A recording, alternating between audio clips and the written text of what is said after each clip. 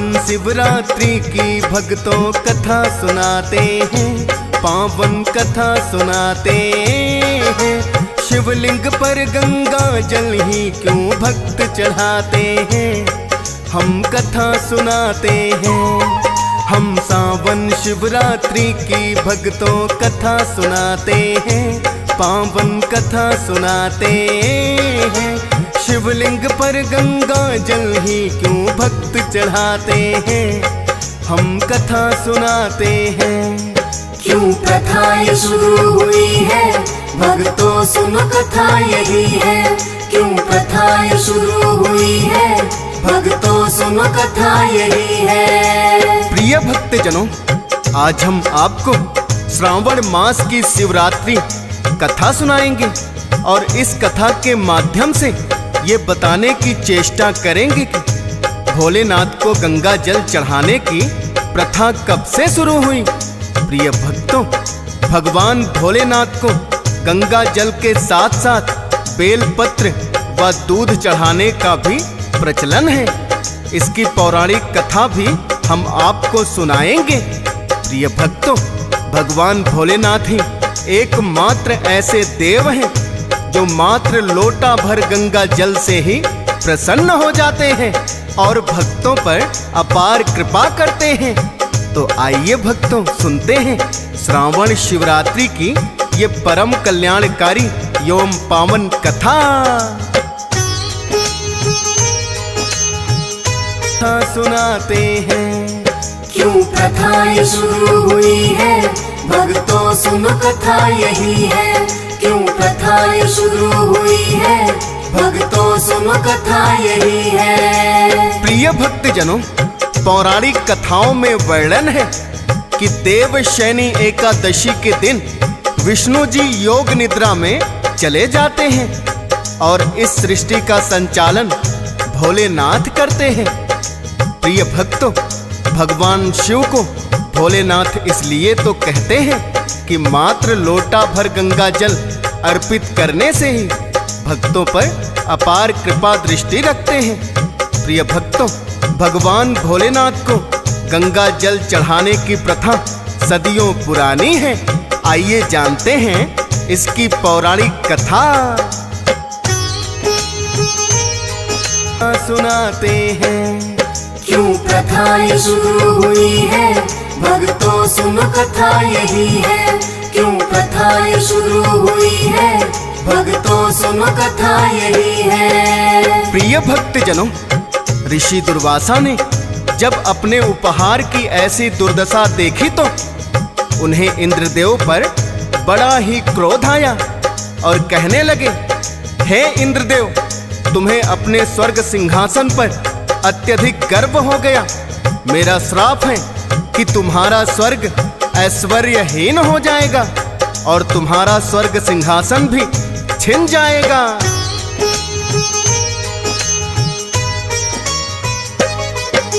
श्राप ऋषि दुर्वासा का तो सच ही हो गया है। राजा बलि ने इंद्रदेव से स्वर्ग छीन लिया है। इंद्रदेव सब देव सहित फिर विष्णु शरण में आए और बोले कि स्वर्ग हमारा वापस हमें दिलाए। ऋषि श्राप के कारण स्वर्ग भी हो गया है श्रीहीन।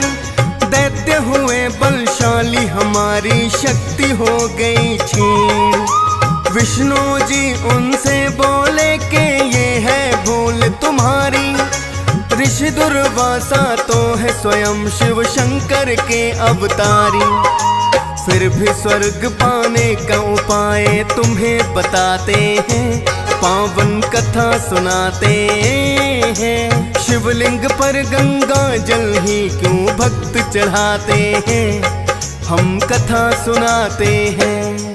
क्यों प्रथा ये शुरू हुई है, भक्तों सुनो कथा यही है। क्यों प्रथा ये शुरू हुई है, भक्तों सुनो कथा यही है। प्रिय भक्तजनों, भगवान विष्णु ने इंद्रदेव को बताया कि हे देवराज, ये सब तुम्हारे अहंकार के कारण हुआ है, किंतु फिर भी मैं तुम्हें एक उपाय बताता हूँ, जिसके लिए तुम्हें दैत्यों के साथ मिलकर सागर मंथन करवाना होगा। और सागर मंथन से जो अमृत निकलेगा उसका पान करने से तुम्हारी शक्तियां तुम्हें फिर से प्राप्त हो जाएंगी और दैत्यों को परास्त करके स्वर्ग फिर से प्राप्त कर सकोगे। प्रिय भक्तों, भगवान विष्णु के कहने पर देवताओं ने सागर मंथन के लिए दैत्यों को मना लिया और सागर मंथन के लिए मंदराचल पर्वत को मधानी बनाया गया, जिसे रोकने के लिए भगवान विष्णु ने स्वयं कूर्म अवतार लिया और वासुकी नाग को रस्सी बनाया गया। सागर मंथन के समय देवों ने वासुकी को पूंछ की ओर से एवं दैत्यों ने मुख की ओर से पकड़ा था। तब सागर मंथन शुरू हुआ। आते हैं क्यों प्रथा ये शुरू हुई है, भक्तों सुनो कथा यही है। क्यों प्रथा ये शुरू हुई है, भक्तों सुनो कथा यही है। प्रिय भक्त जनों, सर्वप्रथम सागर मंथन से कालकूट नामक विष निकला, जो इतना घातक था कि इसकी गर्मी ना देवताओं से सहन हो रही थी, ना ही दैत्यों से। सभी सागर मंथन को छोड़कर इधर उधर भागने लगे। अब देवराज इंद्र ने सोचा, यदि सागर मंथन नहीं हुआ तो ना ही हमें अमृत प्राप्त होगा, ना ही हमें स्वर्ग सिंहासन मिलेगा। तो देवराज इंद्र एक बार फिर से विष्णु जी की शरण में आए। विष्णु जी कहने लगे, हे देवराज, कालकूट विष का कोई उपाय मेरे पास भी नहीं, अतः हमें देवों के देव महादेव की शरण में जाना होगा।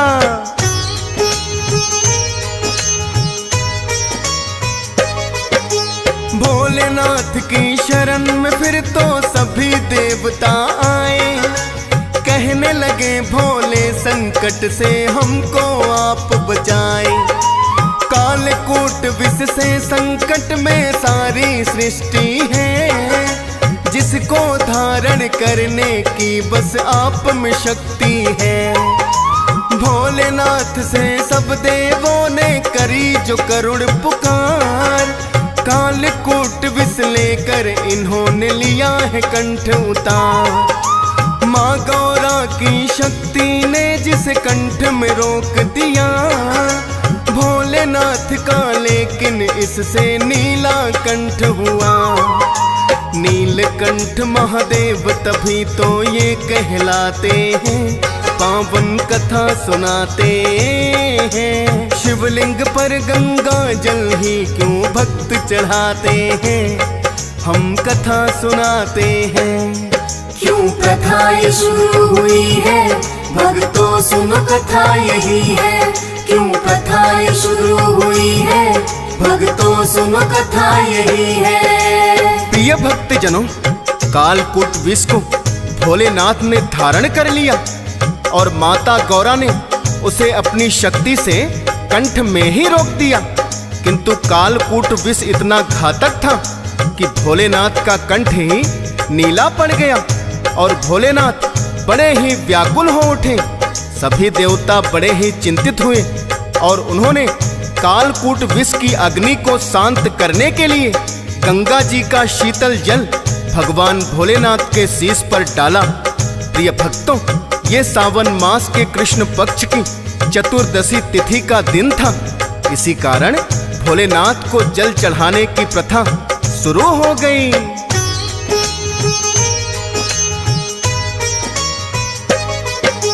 जल से शांत पर कालकूट कहाँ होने वाला था। ढाते हैं हम कथा सुनाते हैं। क्यों प्रथा ये शुरू हुई है, भक्तों सुनो कथा यही है।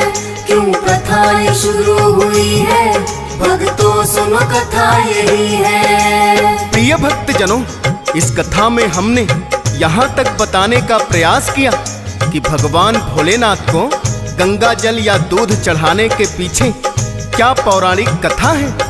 प्रिय भक्तों, भगवान भोलेनाथ बेल पत्र चढ़ाने से भी भक्तों पर अति शीघ्र प्रसन्न होते हैं। आइए भक्तों, सुनते हैं इसकी भी पौराणिक और कल्याणकारी कथा।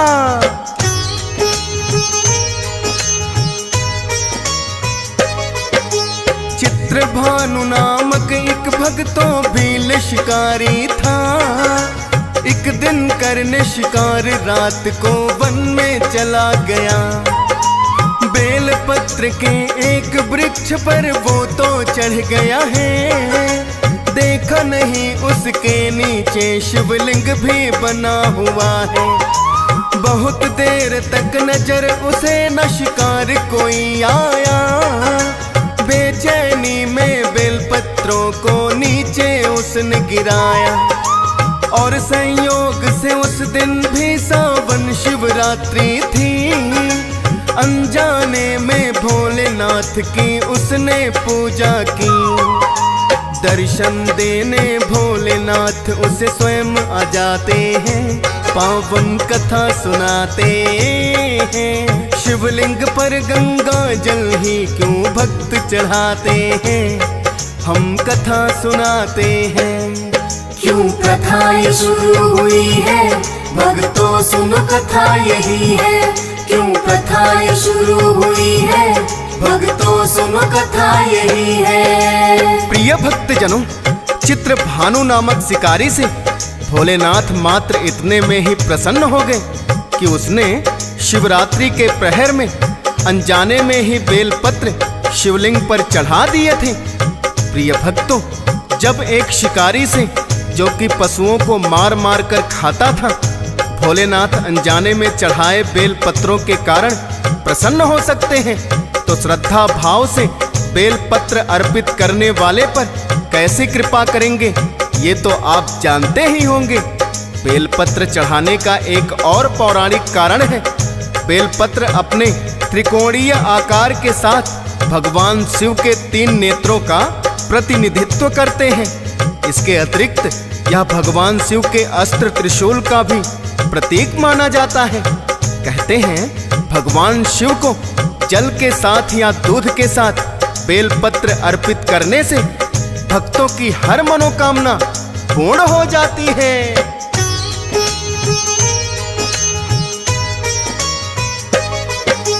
अनजाने में एक भील ने बेलपत्र किए अर्पण।